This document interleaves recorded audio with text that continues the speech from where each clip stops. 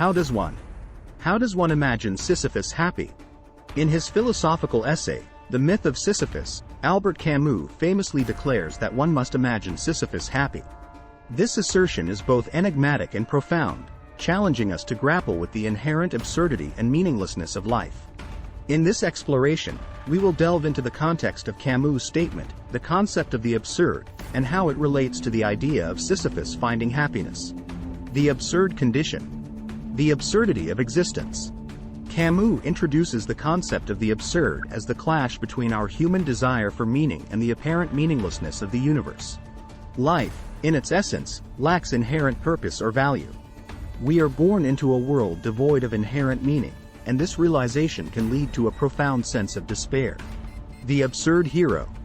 Sisyphus, the ancient Greek mythological figure condemned to roll a boulder up a hill for eternity, exemplifies the absurd hero. His punishment is relentless, futile, and absurd.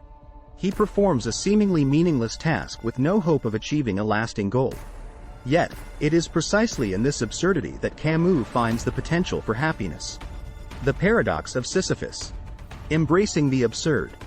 Camus argues that Sisyphus's act of pushing the boulder is a conscious choice to embrace the absurdity of his situation.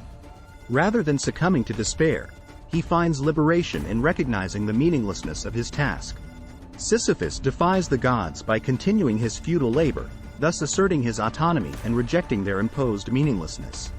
The triumph of defiance. Sisyphus's happiness emerges from his act of defiance. He refuses to be a passive victim of fate, finding purpose in his rebellion against the absurdity of existence. His choice to persist despite the futility becomes a testament to human resilience and the ability to create meaning in a seemingly meaningless world. Finding meaning in the absurd. The absurd creation. Camus argues that the absurd, when fully embraced, leads to a creative rebellion.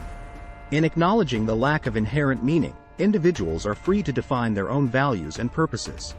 This act of self-creation is the source of authentic existence. Authenticity and freedom.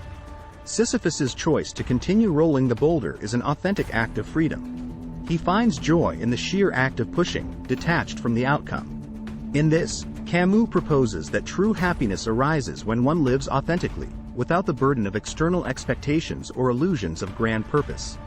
The absurd as a call to action. Confronting the absurd. Camus challenges us to confront the absurdity of our own lives. Rather than seeking external validation or ultimate meaning, we must embrace the here and now. By accepting the absurd, we can find liberation from the anxiety of seeking an unattainable purpose. Creating our own meaning. To imagine Sisyphus happy is to recognize that happiness lies in the act of creating meaning. We must actively engage with life's challenges and absurdities, defining our values and purposes along the way. In this process, we discover the profound satisfaction of living authentically. Conclusion. Albert Camus' assertion that one must imagine Sisyphus happy is a call to embrace the absurdity of existence and find meaning in the act of defiance.